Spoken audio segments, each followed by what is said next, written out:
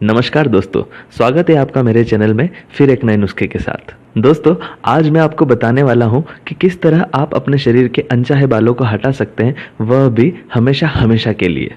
पर सबसे पहले मैं आपको बताना चाहता हूं कि अगर आपने हमारा चैनल अभी तक सब्सक्राइब नहीं किया है तो प्लीज़ इसे सब्सक्राइब कर लें कि जब भी हम हमारे शरीर के किसी भी अंग के बालों को हमेशा के लिए हटाने की बात करते हैं तो हमें यह पता होना ज़रूरी है कि बालों को हमेशा के लिए हटाने का ऐसा कोई तरीका नहीं है जिसे एक ही बार किया जाए और हमारे बाल हमेशा के लिए चले जाए या हमेशा के लिए आना बंद हो जाए, क्योंकि बाल और नाखून हमारे शरीर के कुछ ऐसे ऑर्गन हैं जो हमेशा बढ़ते रहते हैं और इन्हें एक ही बार में रोका नहीं जा सकता है। मैंने अक्सर ये नोटिस किया है कि इंटरनेट पे काफी लोग इस तरह के नुस्खे बताकर लोगों को बेवकूफ बना रहे हैं, जिसमें वो बताते हैं कि किस तरह हम अपने बालों को परमानेंटली रिमूव कर सकते हैं या फिर हमेशा हमेशा के लिए एक ही बार में हटा सकते हैं, जबकि वह यह बिल्कुल नहीं जानते कि ऐसा डॉक्टर द्वारा लिए जाने वाले लेजर ट्रीटमेंट से भी संभव नहीं है, क्योंकि उसमें भी कम से कम 8 से 10 बार लेजर ट्रीटमेंट की सिटिंग लेनी पड़ती है और कई बार तो महीनों महीनों तक इलाज लेना पड़ता है। और इस तरह से गुमराह किए जाने पर लोगों का विश्वास उठता जा रहा है कि बालों को हमेशा के लिए हटाने का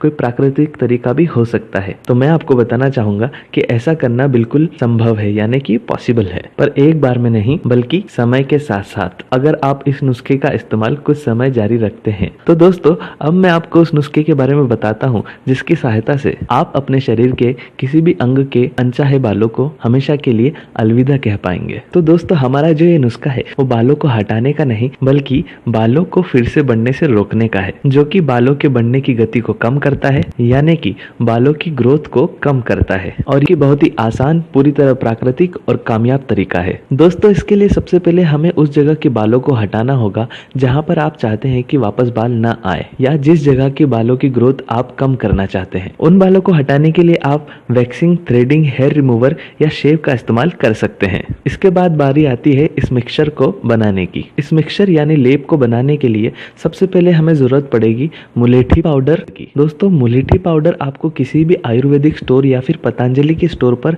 आसानी से मिल जाएगा। इसके अलावा अगर आप जानना चाहते हैं कि इसे इंग्लिश में क्या कहते हैं और यह ऑनलाइन कहाँ मिलेगा, तो उसके लिए आप वीडियो में दिए गए डिस्क्रिप्शन को पढ़ें। इसके बाद हमें चाहिए होगा हल्दी पाउडर और एक नींबू। इसे बनाने के लिए सबसे पहले हमें एक कटोरी में 1 चम्मच मुलेठी पाउडर को लेना है और उसमें 1/4 यानी कि आधे चम्मच से थोड़ा सा कम हल्दी पाउडर को मिक्स करना है। हल्दी पाउडर को मिलाने के बाद हमें इसमें 1 चम्मच नींबू के रस को मिलाना है। उसके बाद हमें इन तीनों को अच्छी तरह मिलाकर इसका एक लेप तैयार करना है। तो दोस्तों, जब ये लेप तैयार हो जाता है तो हमें इस लेप को उस जगह पर लगाना है जहाँ के हमने बाल पहले साफ किए थे और उसे उस जगह पर लगाकर 15 से 20 मिनट सूखने के लिए छोड़ देना है। कुछ समय बाद जब ये सूख जाता है तो हमें इसे मलते हुए यानी कि स्क्रब करते हुए निकाल देना है। उसके बाद हमें उस जगह को बर्फ के पानी या फिर फ्रिज के पानी से धो लेना है। इस तरह से ये लेप हमारे बालों के वापस बढ़ने की गति को कम करता है और उसके साथ साथ ये हमारी त्वचा में ग्लो देने और हमारी त्वचा का कालापन हटाने में भी बहुत असरदार है। इसका मतलब यदि आपको काले धब्बे, काले निशान या आपकी त्वचा का रंग असमतल है, यानी कि अगर आपकी अनइवन स्किन टोन है, तो यह उसके लिए भी बहुत लाभकारी है, जो कि इस नुस्खे में हमें एक सहायक फायदे की तरह मिलता है। यानी कि एक ही नुस्खे से हमें